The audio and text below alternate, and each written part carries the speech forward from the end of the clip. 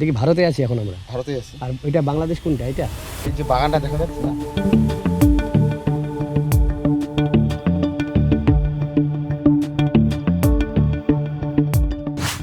আমি এই মুহূর্তে দাঁড়িয়ে রয়েছি ভারত বাংলাদেশ সীমান্তে।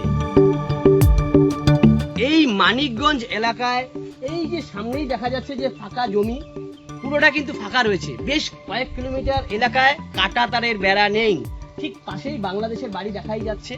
এবং এই মুহূর্তে আমি ভারতে রয়েছি, আর এই মানুষগুলো কিন্তু ভারতীয়। খোলা এই যে মাঠ, এখান দিয়ে কিন্তু অবাধ বিচরণ হতে পারে বাংলাদেশিদের। এবং এমনও দিন গেছে বিগত বেশ কয়েক মাস আগের ঘটনা, এই মানুষগুলো জানাচ্ছেন যে এই বাংলাদেশ থেকে বহু মানুষ কিন্তু ইন্ডিয়াতে ঢোকার চেষ্টা করেছিল ঠিক এই জায়গা দিয়ে, এবং এখান থেকেই কিন্তু বিএসএফ এবং এই মানুষগুলো তাদেরকে আটকে দিয়েছিল। কারণ বাংলাদেশে যখন সমস্যা তৈরি হয়েছিল বেশ কিছুদিন আগে, সেই সময় এই মানুষগুলো ভারতে ঢোকার চেষ্টা করেছিল।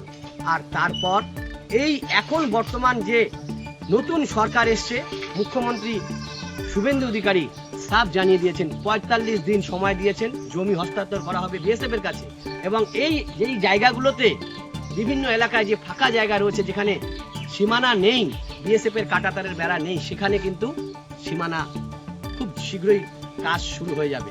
এবং এই মানুষগুলো চাচ্ছেন, এই খবর কিন্তু তাদের কাছে আসতে তারা খুশি হচ্ছেন, কারণ যদি এই কাঁটাতারের বেড়া এই জায়গাগুলো আটকে দেওয়া হয়, তাহলে বাংলাদেশিরা কোনোভাবে এই ভারতে প্রবেশ করতে পারবে না। এদিকে ছাগল গরু ওদিকেও যাইতে পারবে না। ওরা কি করে, অসুবিধা কি করে বাংলাদেশিরা? ওদিকে এর আগে তো অনেক লোকে এদিকে ভারতে ঢুকছিল, চেষ্টা করছিল, তা আমরা কেন ঢুকতে দেব? আপনারা বিএসএফ আটকে দিয়েছেন? হ্যাঁ, আটকে দিয়েছি। অভিযোগ আসে আর কি, অভিযোগ আসে। কি নাই, ছাগল গরু নিয়ে নেয় না, নিয়ে চলে যায়? হ্যাঁ, নিয়ে চলে যায়।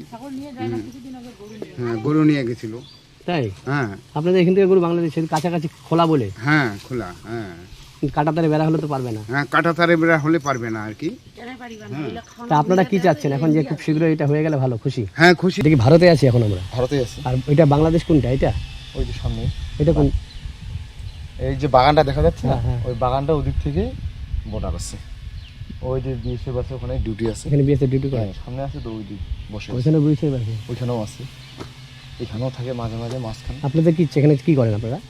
তাই কি চা পাতা কাটতেছি, এই কথা। হ্যাঁ, কাজ করতেছি চারপাশ দিয়ে ভালো করে।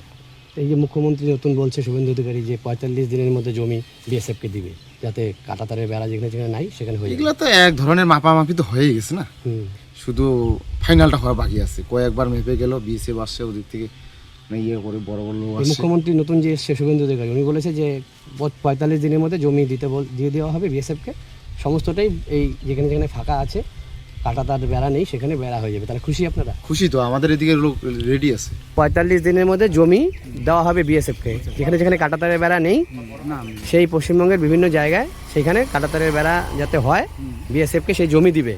তো আপনারা কতটা খুশি এবং কতটা চিন্তা? কাঁটাতারের বেড়াটা ওই জায়গায় হওয়ার পরে ওটা খুব ভালো হবে, তাতে আমাদের অসুবিধা নেই। এমনি কি চিন্তা থাকে যে কোনো মুহূর্তে ওরা এই যেখানে খোলা জায়গা কি যে কোনো মতে ওরা ঢুকতে পারে?